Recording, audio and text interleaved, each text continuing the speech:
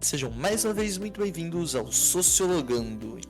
E hoje falaremos sobre Sócrates, o grego, que nasceu em Atenas 470 anos antes de Cristo e morreu 399 anos antes de Cristo. O Sócrates foi o professor de Platão e isso fez com que o Platão se inspirasse muito nele, né? Platão foi o que a gente falou no vídeo passado. E Sócrates veio antes, no caso. Ele não escrevia nada, basicamente. Então, o Platão todas as informações que tem do Sócrates foi o Platão que escreveu.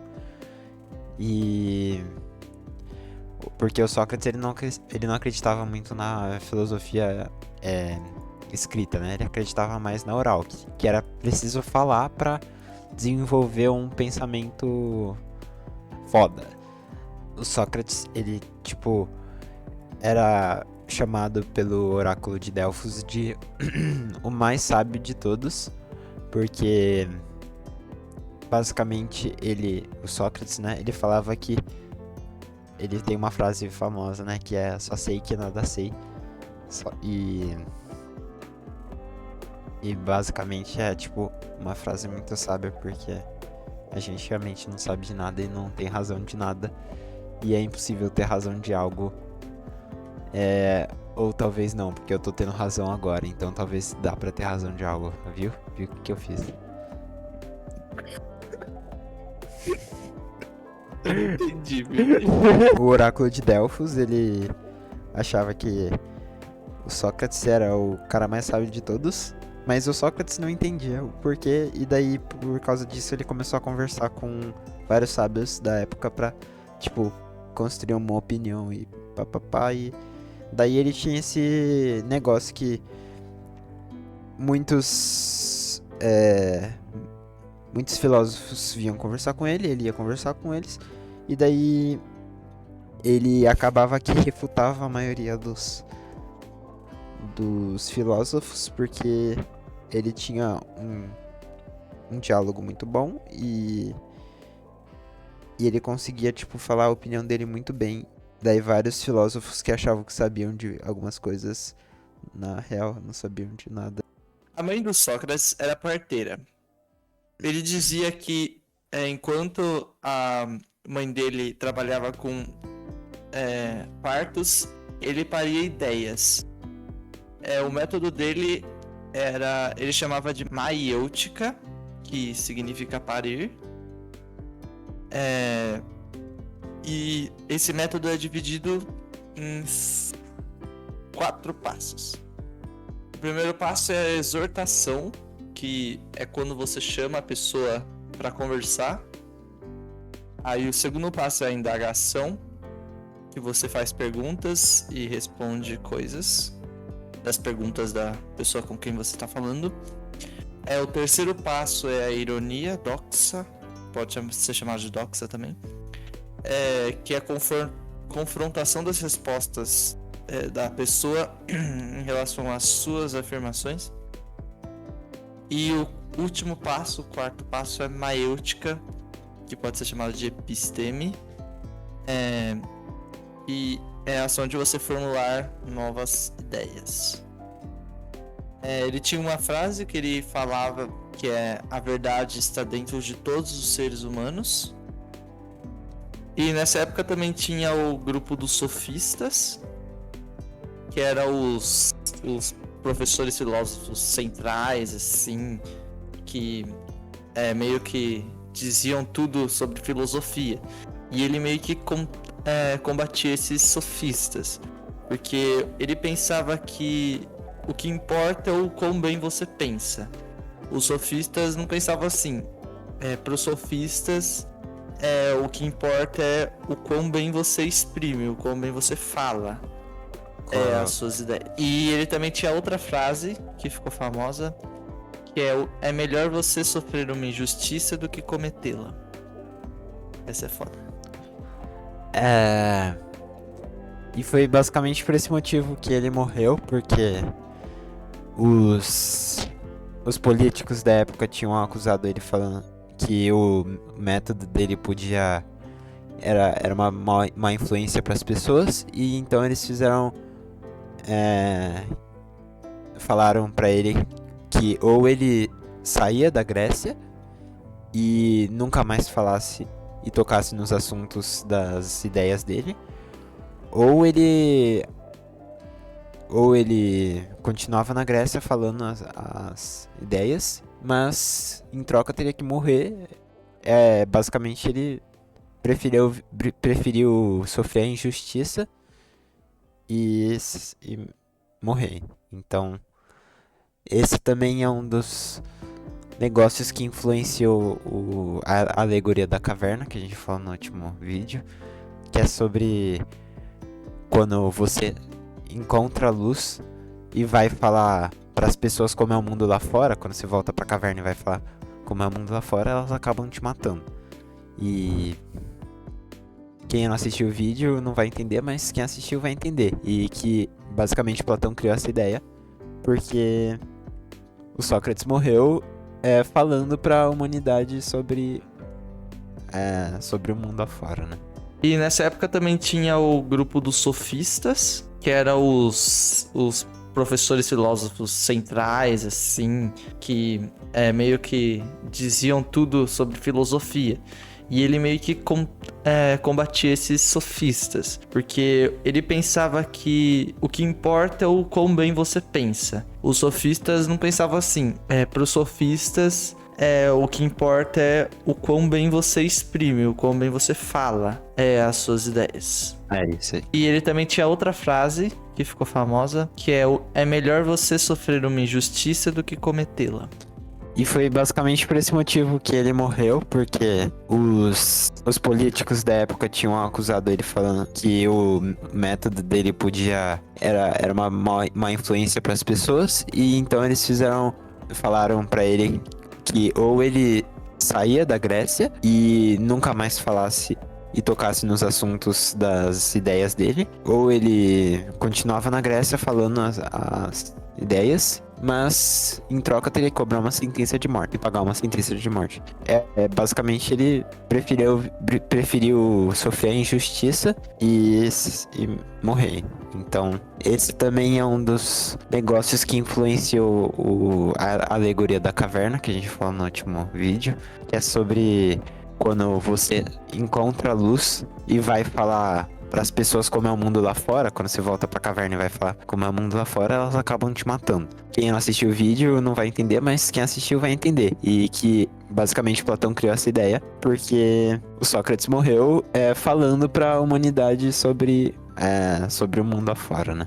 Nessa segunda parte aqui, a gente vai falar sobre Aristóteles, que nasceu 384 anos antes de Cristo e morreu 322 anos antes de Cristo. Aristóteles, ele foi o aluno de Platão, que foi aluno do Sócrates. E Aristóteles, ele era aluno de Platão, só que ele não era ateniense, ele era macedônio. Por causa disso, ele, aprendeu muito com Platão, ele, criou várias ideias, algumas que contradiziam algumas coisas que Platão falava, mas daqui a pouco a gente explica como que elas são. Ele queria criar uma escola, né?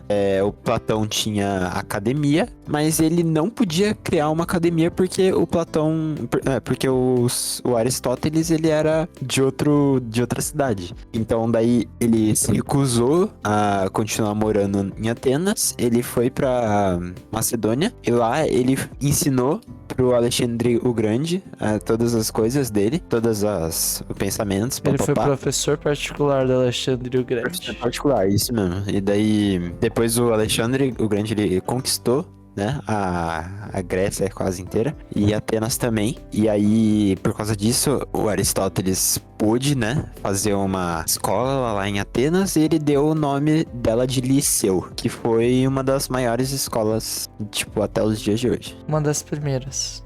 E foi uma das primeiras. Ele dizia que quando alguém tá feliz, essa pessoa está cumprindo com a potência dela. Quando uma pessoa está triste, ela tá ajudando o lado triste do mundo a ficar mais triste. Ele dizia que a gente não deve ficar ansioso por alguma coisa pra ficar feliz. Tipo, quando eu for viajar nas férias lá no fim do ano, daqui meio ano, eu vou ficar feliz. Não, você tem que estar feliz. Você deveria tentar ficar feliz o tempo todo, porque a felicidade não está distante de você, a felicidade está em você, só que você tem que encontrar ela, de certa forma. Nessa imagem aqui que aparece, que tá na tela, o Platão aparece apontando pro céu, né, pra cima, e o Aristóteles com a mão, tipo, meio que falando, não, é o agora, o importante é o agora e não o mundo das ideias, que o Platão tá apontando pro mundo das ideias, que tipo, o que é a verdade, a razão é o mundo das ideias, né, e o Aristóteles não. A verdade é o mundo sensível e o que a gente vive. Essa é a verdade. Eles se contradiziam nesses sentidos. O Aristóteles era mais material e o real é o material. O real é o que a gente tá vivendo agora. Nosso corpo.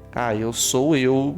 Eu não sou uma pessoa não real. Eu sou real. E pro Platão, tinha o mundo das ideias, que é o mundo perfeito. Um mundo que tudo é absolutamente definido, tudo é absolutamente correto, diferente do mundo sensível. O Aristóteles, ele não discorda que algumas coisas do sensível são falsas, que algumas coisas nos enganam de verdade, mas ele fala que a felicidade é o mais importante, que se a gente for feliz no mundo sensível, essa é a essência é tipo o essencial pra gente, né? Pra gente ter uma vida boa. E é tipo, eu concordo, na minha opinião, eu concordo muito mais com o Aristóteles, porque ele não tá pensando em algo que não tá no mundo sensível, ele tá pensando no mundo das ideias. Eu acho importante pensar no mundo das ideias, porque senão a gente também não vai desenvolver nossas ideias.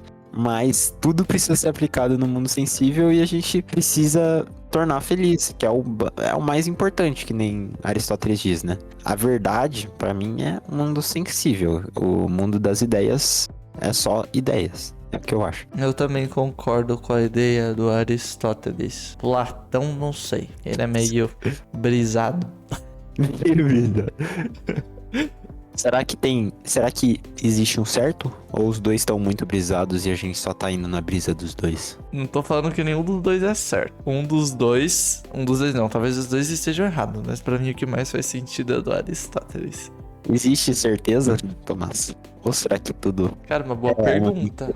Vamos seguir os passos do Sócrates? Pronto, você chamou pro debate. Agora a gente tem que fazer pergunta e resposta. Pergunta e resposta. Eu já fiz uma pergunta. Será que tudo é uma mentira? Cara, não é possível que tudo seja uma mentira. Meu Zelda é uma mentira? Aham, é um jogo. Pior que é verdade, é uma mentira mesmo. Ele é uma mentira. Mas, sei lá, a gente não entende. Quer dizer, se ele te deixa feliz, eu não acho que seja uma mentira. Eu não sei explicar. Porque é um bagulho que não existe, mas que existe. Ele existe. Que faz a gente sentir coisas. Não, ele existe. Ele é verdade. um jogo, ele tá ali. A gente tem certeza disso tudo, Thomas? A gente... Não, eu acho que não. A gente tem certeza de alguma coisa? Sim. Do quê? De que você é o Vinícius e eu sou o Tomás. Você tem certeza disso? Você pode discordar, você tem que fazer a doxa, que é a confrontação das minhas respostas. Deixa tudo isso que eu tô falando pro André, tá, André? Você tá ouvindo tudo isso. Beleza. Assim, eu não acho que alguma coisa seja certa, que exista alguma coisa certa, porque... Você acha que não existe coisas certas? Você acha que o mundo real não é certo? Não, eu acho que a coisa certa existe, mas ninguém tem ela. Ninguém tem a certeza de nada, mas a certeza existe. E o que é importante é a gente buscar a certeza e não ter ela. Porque ter ela é basicamente impossível, eu acho. Ter a certeza de algo e falar que é o certo é impossível pra gente. Porque a gente só não tem certeza. Pode ser que não, pode ser que qualquer coisa que a gente acredite seja uma mentira. E a gente não tem como saber. Mas, por exemplo, o planeta. O planeta é uma mentira? Cara, tem muitas formas de falar que é uma mentira, se você pensar. Pode ser que a gente esteja numa Matrix. Querendo ou não, a gente pode estar num jogo. Mas isso é uma ideia de alguém.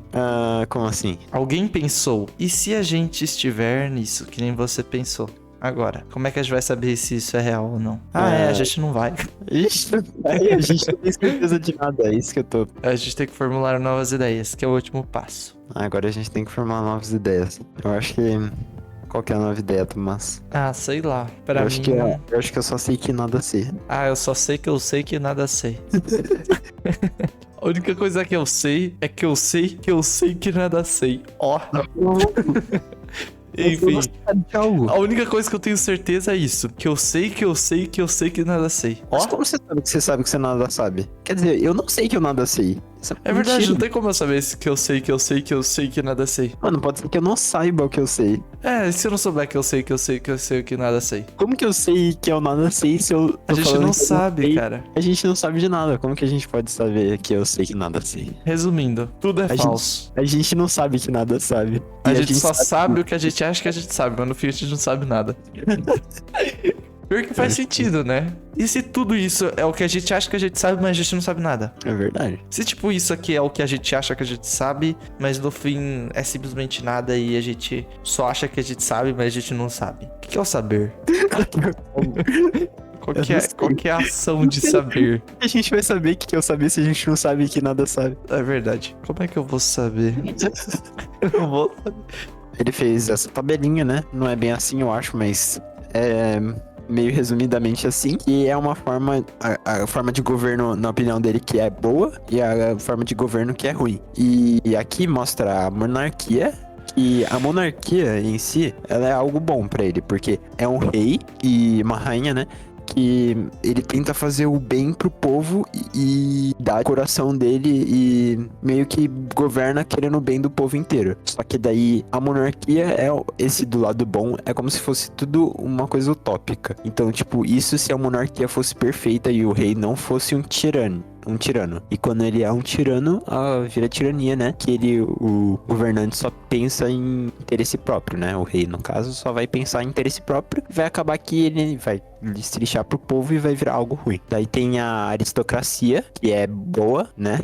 Então a aristocracia, em vez de um monarca, ela é composta por vários governantes. E esses são os mais sábios, né? Que vão também querer o bem do povo para todas as classes sociais. Daí o ruim é quando esses sábios, né, esses governantes, eles começam a privilegiar os nobres e os ricos da classe social deles. E meio que esquecem a classe social que é mais pobre e mais baixa. E daí se torna uma oligarquia. A Politeia é um governo de muitos, né, de vários governantes. Um presidente, normalmente, e vários outros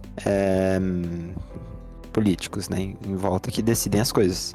Onde todas as classes estão envolvidas e decidem algo para o bem comum. Isso, que nem os outros, né? Agora, o ruim é quando é uma democracia ou uma demagogia. É algo ruim, na opinião dele. Por quê? Porque uma democracia, quando tem votos, né? Basicamente, a porcentagem maior ganha. E o resto que se foda. Eles vão ficar de mal com o governante e é isso. Não tem muito o que fazer. Metade da população vai ficar bem, metade da população vai ficar ruim. No caso da república, seria tudo pro bem comum, ou seja, todas as classes sociais participariam, todas as classes sociais opinariam. Nesse caso, a maioria vence. Se a maioria for da classe alta, no caso, a classe alta vai se beneficiar, a classe baixa que se foda. O Aristóteles, ele tem uma forma de pensar que todas as coisas que existem, elas são divididas nessa tabelinha aqui, que eu vou começar pelo lado esquerdo, que a matéria é tipo aquilo que a gente tem e que a gente pode enxergar, sentir e ver né? E essa matéria, a gente vai usar a nossa potência para que essa matéria se torne algo, sabe? Então, a nossa potência de fazer algo. Potência quando a gente faz alguma coisa. Por exemplo, minha potência é tocar piano. No caso, a sua potência é tocar piano. Mas você pode ter a potência de não ter potência, por exemplo. Ou a potência de ter muitas potências bem pouquinhas. Exatamente. Quer dizer, eu acho que todo mundo tem uma potência. Todo mundo tem uma potência e alguns pouquinhos de potência. Mas todo mundo tem uma potência predominante. Isso. E essa forma aqui, que é um dos mais complicados, é basicamente quando a gente pensa. Tipo, imagina. Eu vou falar agora. Pensa numa cadeira. Daí você pensa na forma de uma cadeira, né? Você pensou na forma de uma cadeira. Você pensou numa cadeira, provavelmente de madeira, com 4 pernas, né? E o encosto com 3 hastes e uma haste em cima. Cada um vai ter a sua forma na cabeça, né? Cada pessoa vai pensar de uma forma diferente. Só que o essencial da cadeira, todo mundo vai pensar da mesma forma. E não vai pensar, tipo, uma cadeira de 23 pernas com 52 hastes e ela sem o seu assento, entendeu? Ninguém vai pensar uma cadeira assim, porque a gente já tem uma forma deles Uma idealizada. cadeira de 2 pernas, você já parou pra pensar que é um banco? Um banco? Existe cadeira de 2 pernas. Sim. É Você verdade, pode chamar né? de banco. Mas esse banco não tem 2 pernas. Depende. Que banco que tem 2 pernas? Imagina um banco qual, em vez de ter 4 pernas, as duas laterais são unificadas. Tá. Realmente. Ninguém vai pensar assim, provavelmente. E a gente tem essa forma na cabeça e depois a gente meio que faz o ato usando todas as coisas de antes e a gente cria uma coisa e cria uma capacidade de ser, né? E de existir. A gente cria algo, basicamente, a partir de todas essas coisas atrás, né? Então, com a matéria, a potência e a forma, a gente chega no ato e na existência. E é isso, muito obrigado por terem assistido. O nosso canal nunca mais vai ter vídeo, não é? Não. Ai. Acho que vai ter mais 2 vídeos aí pela frente, ou mais um. Provavelmente. E não, acho que mais um. Mais um. E é isso. Goodbye. Goodbye.